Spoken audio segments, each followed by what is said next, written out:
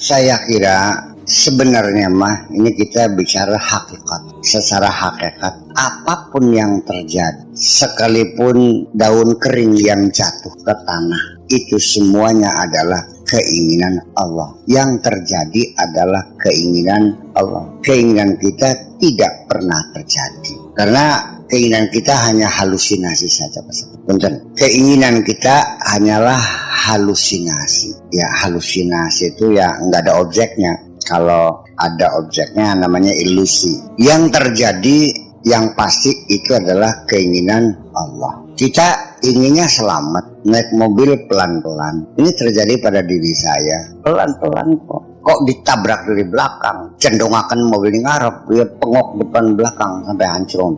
Apakah saya waktu itu menyesal? Saya kira saya waktu itu ya tidak merasa menyesal. Ya. Dan itu yang terjadi adalah keinginan Allah. Allah ingin saya ditabrak oleh mobil dari belakang, ya, kenyok depan belakang. Yang nabrak saya nggak tahu, pokoknya mobilnya kabur aja. Yang pasti mobil besar atau truk lah. Ya. Saya tidak ingin celaka, tapi kenapa terjadi? Ya karena Allah menginginkan. Satu ketika saya ditanya oleh keponakan saya, Mang Sakur dalam hidup pernah gagal nggak? Saya bilang nggak. Sebabnya apa? Sebabnya saya tidak punya keinginan apa-apa. Saya hanya menjalani keinginan Allah. Nggak mungkin keinginan Allah tidak terjadi. Apa yang terjadi itulah keinginan Allah. Saya mengatakan ini secara fakta, realita, kenyataan, hakikatan. Saya lahir di desa Tulungagung bukan keinginan saya. Saya lahir dari perutnya Ibu Haji Jenab juga bukan keinginan saya. Nama saya Abdul Syakur juga bukan keinginan saya. Profil saya seperti ini juga bukan keinginan saya. Warna kulit juga bukan keinginan saya. Sampai nanti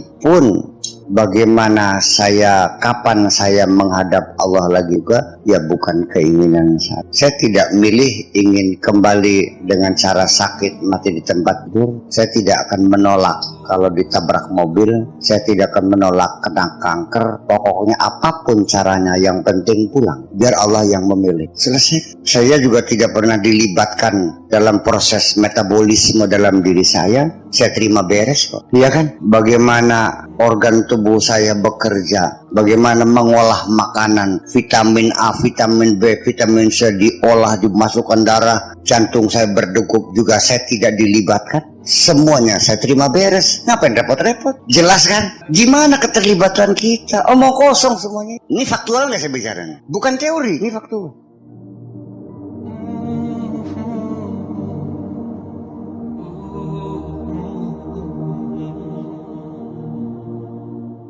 Ya inilah makanya kita ingin menampilkan Islam sebagai agama kasih sayang. Sebetulnya bahwa Islam agama kasih sayang nih, agama yang kasih sayang sebenarnya agama Islam. Karena murni dari hati nurani kita.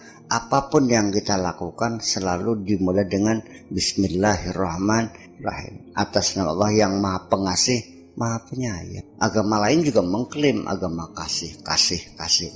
Kita lebih mengemuka kasih sayang kita itu dalam agama kita ini. Artinya tidak membeda-bedakan siapapun. Apalagi nulung manusia, hamba Allah. Anjing kurap, ngelinginung. Ya kan, ketika seorang sahabat akan mengambil air dari sumur menggunakan khufnya ya, sepatunya. Begitu naik, di atas ada anjing sedang menjulurkan lidahnya kehausan, lalu air yang akan diminum itu diberikan kepada anjing dulu dan Allah berterima kasih. Ya kan semacam itu. Dan insya Allah ke depan ketika Islam itu menunjukkan kasih sayangnya, menunjukkan kesantunannya, ya kan begitu, dan kualitas hidupnya yang baik. Saya kira nggak perlu dengan ceramah-ceramah. Yadkhuluna fi dinillahi afwaja, akan berbondong-bondong. Ya kalau kamunya bodoh, tukaran bayi, ya melarat, ya siapa yang mau tertarik?